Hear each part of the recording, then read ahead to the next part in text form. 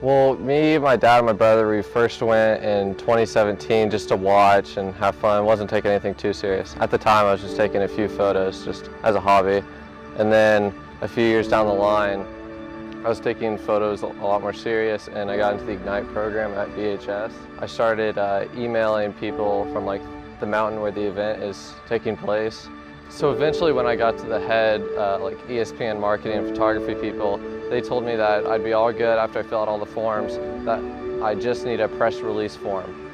And so I reached out to one of our local magazines, Peekaboo Magazine, and thanks to them they allowed me to go to the event and get press credentials. I had a bag, 3 lenses, 2 cameras, multiple batteries, and then also just the gear from the coldness and stuff. It was like 12,000 feet, and because it's a mountain, it's all vertical, so you're going up and down the whole entire time. And then in addition to the sporting events, there was also concerts that took place every day.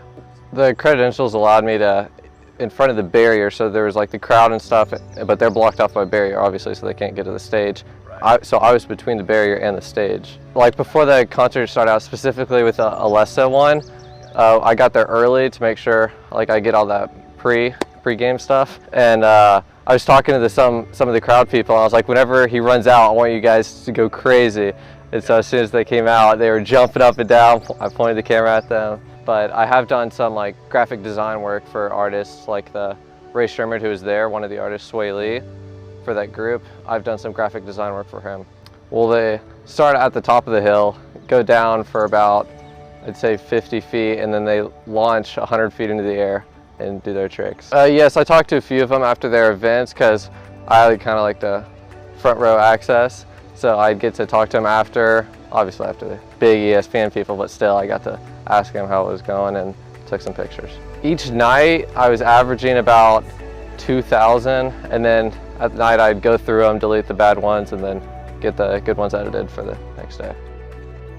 I'd say the experience as a whole, it gave me like a insider look of that, like you can do this a lot, like you could actually be like a photographer for those things. And yeah, it takes a lot of work, but it's also a lot of fun. So like if you really put your mind to it and work for it, you can do it. Just go for it. It's a lot of fun, and who knows, you might end up at the X Games one day. Just keep working on it and just keep taking pictures. The first ones aren't always going to be good. Like my first one was a picture of grass, and now I'm taking people jumping off a 100-foot slope.